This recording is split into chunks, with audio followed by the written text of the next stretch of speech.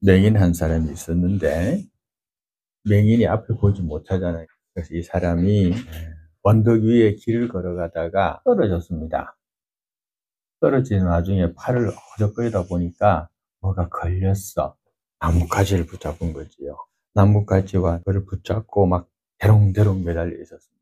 사람을 살려달라고 아무리 외쳐도 아무도 없어요. 대답을 안 해줘요. 그래서 하나님 앞에 막 기도했습니다. 살려달라고. 그런데 들리는 음성이 손을 놔라 그러는 거예요. 아이고 하나님, 이 손 놓으면 나 떨어져 죽는데 어떻게 놓습니까? 그러고 매달려 있는 거예요. 나중에 왜 되겠어요? 지치죠. 힘이 빠지잖아요. 그냥 손이 풀려서 툭 떨어졌어요. 근데 툭 떨어지니까 땅이야.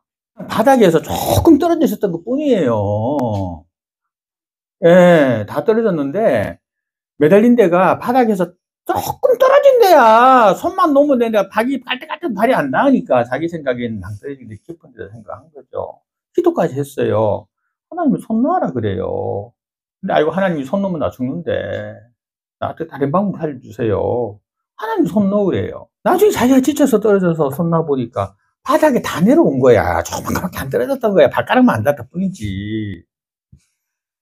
그냥 있는 이야기지만은 보세요. 이 맹인이 앞이 안 보이니까 갔으면 아이고 하고 손 놨겠죠. 그러니까 첫 번째는 이 사람이 맹인이니까 안 보이니까 거기 매달려 있어서 힘쓰면서 쓸데없는 염려하고 죽을까 쓸데없이 힘쓰면서 헛수고했던 거지요. 눈을 봤더라면 풀 수 있었다면 안 그랬겠죠. 또 우리 믿는 사람들이 그 하나님의 음성을 들었더라면 그래 주여 이 생명을 주께 바치나이다. 하나님 곧 뵙겠습니다. 이것도 손 놓으면 되잖아. 그게 사실은 우리의 인생입니다. 많은 사람들이 신앙생활을 한다고 하면서도 이 어두워진 눈 때문에 보지 못해서 염려하고 수고하고 도저히 안 되면 내가 앞을 못 보잖아. 맹인이잖아. 그러면 눈을 보는 사람의 말을 들으면 될 텐데 그 주님의 말씀을 들으면 될 텐데 그 말씀조차도 또 어떻게 안 들어.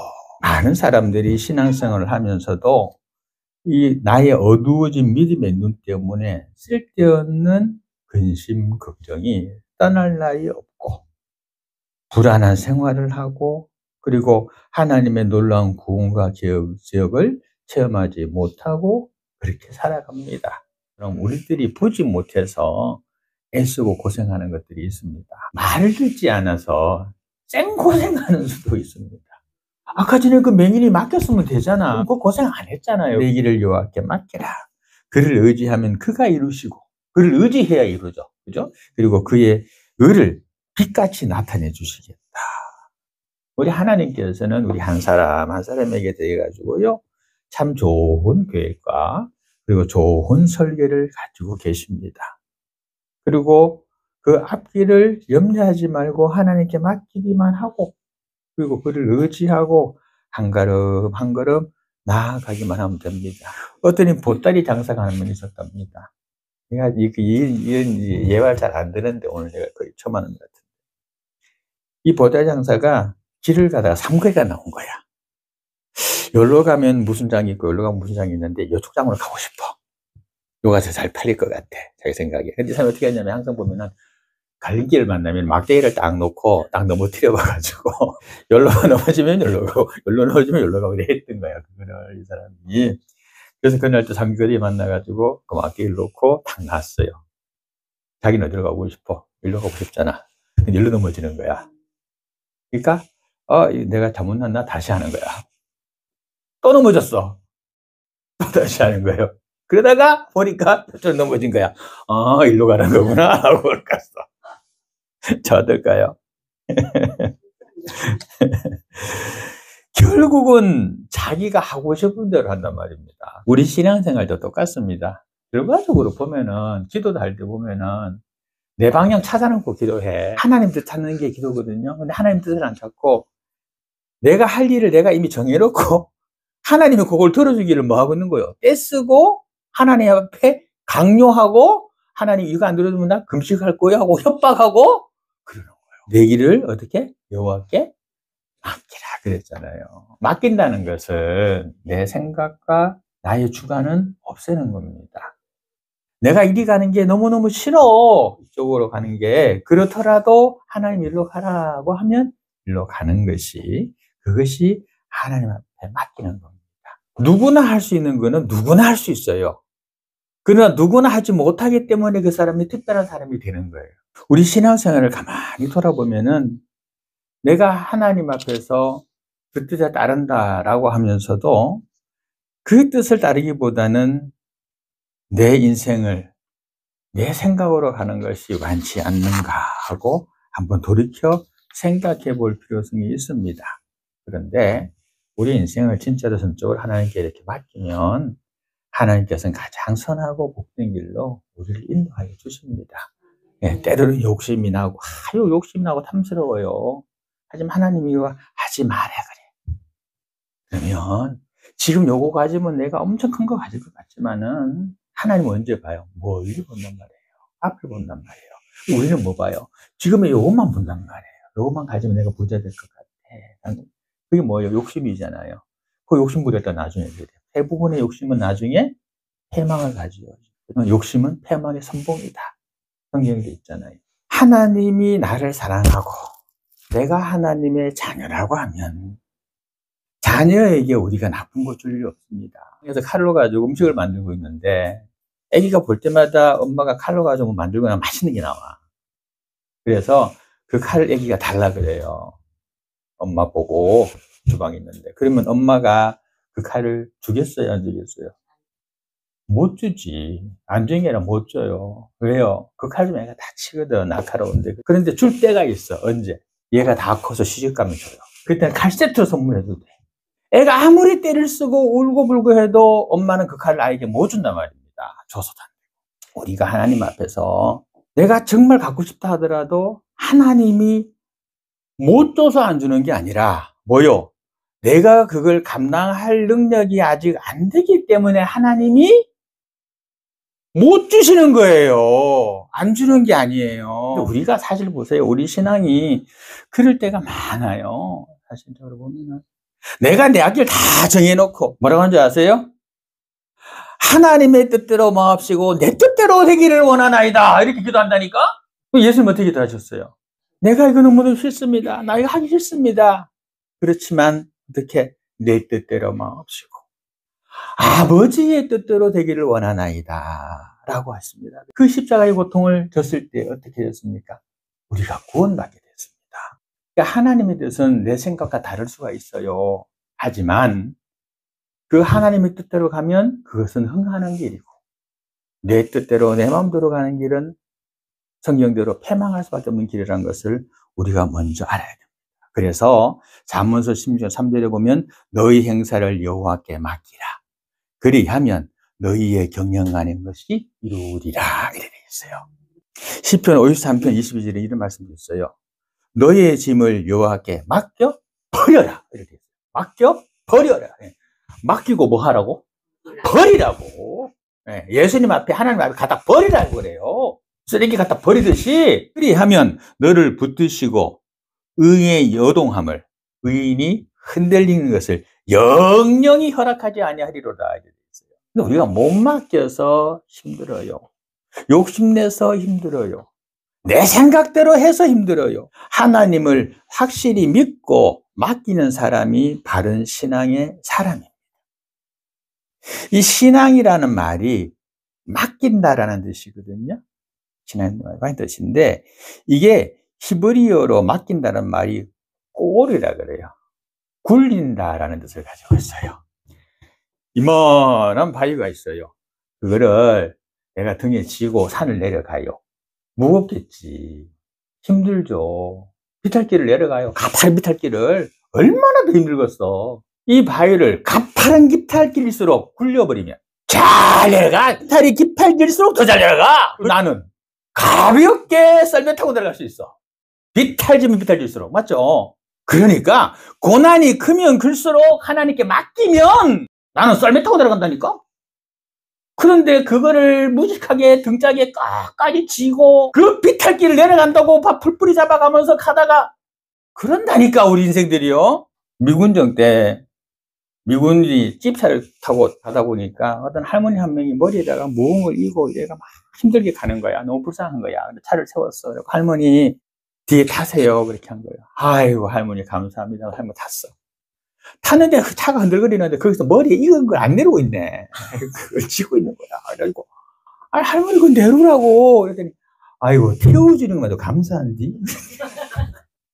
어찌 그걸 내려놔요? 그러더래요. 근데 그게 우리 인생이라니까, 실제로요. 어차피 차에 실린 건 똑같아. 보는 사람이 더 불편해. 근데 하나님이 볼 때 더 불편한 짓을 우리는 줄어들어 한다고요. 맡긴다는 뜻은 굴린다는 뜻이에요. 그래서 그 비탈이 가파를수록 더 잘 흘러가요. 나는 더 편하게 내려올 수가 있어요. 맡기시기 바랍니다. 우리의 인생에 사는 동안 우리를 짓누르는 일들, 생활의 짐들 하나님께 맡기고 의뢰하시기 바랍니다. 자, 뭘 맡길까요? 특별히 죄의 짐을 주님께 맡겨버리시기 바랍니다. 예수님께서 이 땅에 오신 목적은 우리의 죄를 가지고 십자가상에 피 흘려 돌아가심으로 우리를 자유케 하고 우리를 하나님 나라에 이르게 하기 위해서 됐어요. 근데 그 죄의 짐을 우리가 꽉 지고 있으면 하나님 앞에 안 맡기고 내가 지고 있으면 어떻게 돼요? 그 죄 때문에 천국에 이르지 못해요. 지난날에 잘못된 것들, 하나님 앞에 범죄했던 것들, 하나님 앞에 잘못했던 것들을 이젠 하나님께 다 회개하고 내려놓고 하나님께 다 드리시기 바랍니다. 그 일 때문에 예수님이 이 땅에 오셨습니다. 우리를 구원하시고 십자가에 돌아가셨어요. 우리가 그 죄를 꽉 쥐고 안 놓는다는 것은 그 예수님의 그 희생을 헛되이 하는 거예요. 하나님의 그 사랑을 우리가 무시하는 거예요. 나의 죄를 자복하고 회개하면서 그 죄를 다 예수 십자가 앞에 내려놓기만 하시기 바랍니다. 그러면은 어떻게 되냐? 그 회개하는 순간 하나님께서는 우리를 다 용서해 주시고 그 죄를 없다 하시게 되었어요. 너희 죄가 진홍같이 붉을지라도 흰옷같이 희어지리라고 했고요. 시편의 말씀 보니까 동이 서에서 먼 것 같이. 미국의 동에서 서까지는 어떨까요? LA에서 저쪽에 뉴욕까지는 어떨까요? 맨날 며칠 차로 달려가야 되고 비행기로도 한참 가야 돼요. 그런데 시편에 말이 있어요. 자, 동에서 서까지가 먼 것 같이 우리가 회개하면 우리의 젓갈을 그렇게 멀리 옮겨버리시겠다 이렇게 돼 있어요. 이사야서에 보면 나의 모든 죄는 주님께서 등 뒤에다 던지셨다 이렇게 돼 있어요. 우리는 우리의 죄 때문에 아무 죄 없으신 예수님께서 십자가상에서 죽으시고 영혼을 형벌받을 우리를 천국으로 오셨으면 옮겨주신 것에 감사하고 그래서 죄악에 빠지지 않도록 해야 됩니다. 그래서 죄를 먼저 하나님께 맡기시기 바랍니다. 또 있습니다. 세상의 염려함, 근심을 다 주께 맡기라 이렇게 되어 있습니다. 베드로전서 5장 7절에 보니까 너희 염려를 다 주께 맡겨 여기도 버려라 이렇게 됐어요.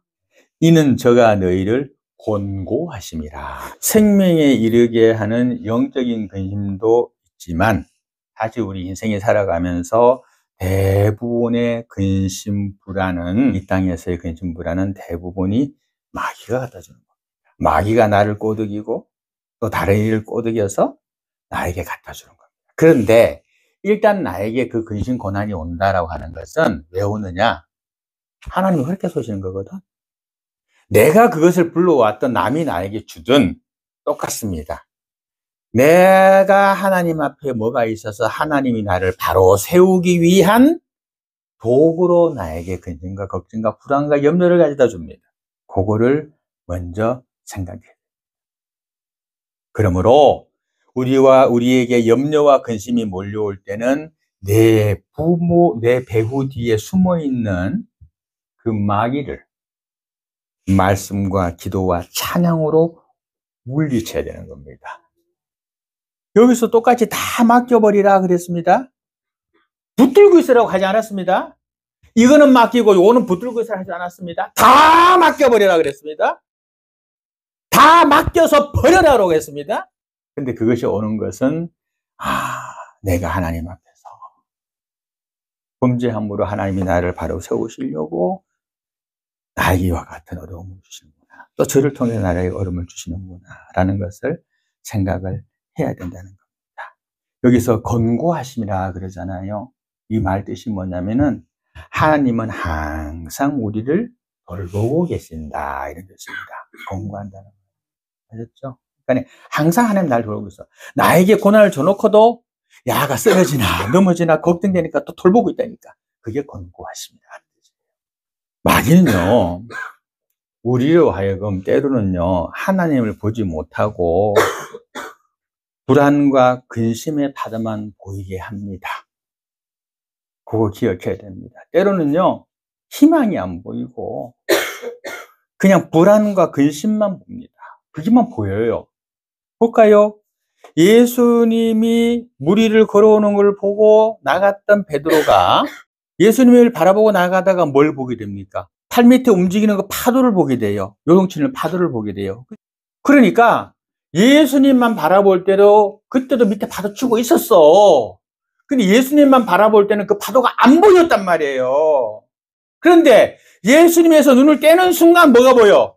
파도가 보이는 거야. 그 뭐가 와? 그때부터 두려움과 무서움과 불안이 오는 거지. 그러니 이랬어요.